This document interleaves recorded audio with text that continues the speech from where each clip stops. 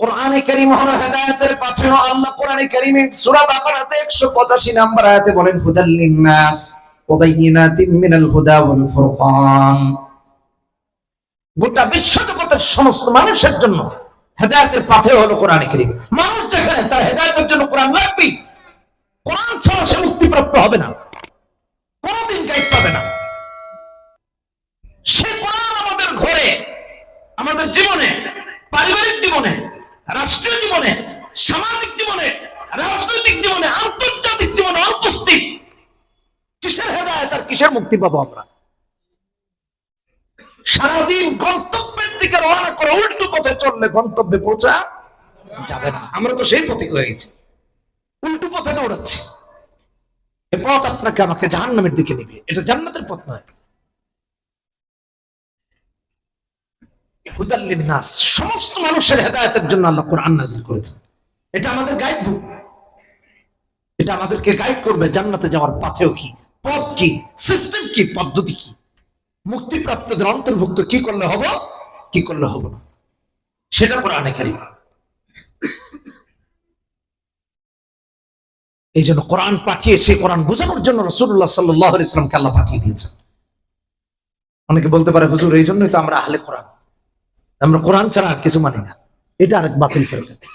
আহলে কোরআন বলতে কিছু নাই, ভালো করে বুঝছেন। সমাজে একটা বিভ্রান্ত দল আছে, এরা বলে আমরা কোরআন মানি আর কিছু মানি না। কোরআন থাকতে আবার হাদিস মানবো কেন? কোরআন বোঝানোর জন্যই তো আল্লাহ রাসূল পাঠিয়েছেন। আমি কোরআনে অনেক আয়াত বলতে পারবো, ওইদিকে যাচ্ছি না, তবে আমি একটা আয়াত দিয়ে একটু দৃষ্টান্ত দিয়েছি। কোরআন দিয়ে আল্লাহ তাআলা রাসূলকে পাঠিয়েছেন যেন অন্ধকারে থাকা উম্মাহকে আলোর পথ দেখাতে পারেন। এই জন্য আল্লাহ রাসূলকে পাঠিয়েছেন কোরআনে কারীম দিয়ে।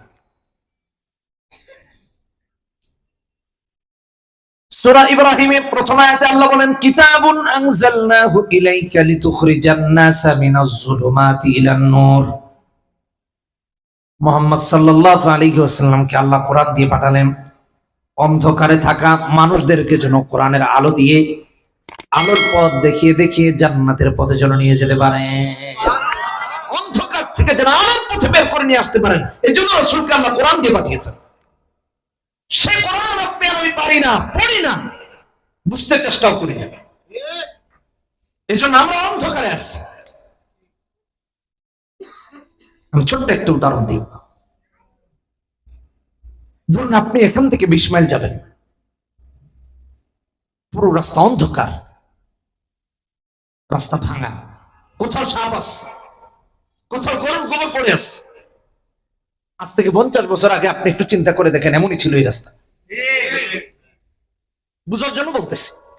এখন আপনার গন্তব্য 20 মাইল, আপনি যাচ্ছেন, আপনার কাছে আলো নাই, অন্ধকার রাস্তা, সাপ কামড় দেওয়ার সম্ভাবনা আছে না? গোবরে পড়ে যাওয়ার সম্ভাবনা আছে না? উষ্টা খেয়ে দাঁত ফেলে বাড়িতে পৌঁছার সম্ভাবনা আছে না? কেন? রাস্তা নিরাপদ নয়। কিন্তু একই পথে যদি আপনি আবার আলো নিয়ে হাঁটেন, আপনার কাছে লাইটের আলো আছে, আপনার কাছে চাঁদের আলো আছে, তখন আপনি দেখবেন যে সাপটা রাস্তা পার হচ্ছে না, এদিকে গেলে কামড় খাবো, থেমে যাবেন। আপনি দেখবেন গোবর পড়ে আছে, পাড়া দিবেন না। আপনি দেখবেন রাস্তাটা ভাঙা, আপনি সতর্কতার সাথে পার হবেন। ফলে আপনাকে আলো সমস্ত বিভ্রান্ত হওয়া থেকে বাঁচিয়ে নিরাপদে গন্তব্যে পৌঁছাবে। কোরআন আর সুন্নাহ হলো এমন আলো যা প্রতিটা মুমিন মুমিনাকে তার নিরাপদ গন্তব্য জান্নাতের সমস্ত বিপদ আপদ থেকে মুক্ত করে নিয়ে পৌঁছায় দেয়। সুবহানাল্লাহ। সেটা হলো কোরআন আর সুন্নাহ। সুবহানাল্লাহ। এই জন্য কোরআন শেখা দরকার।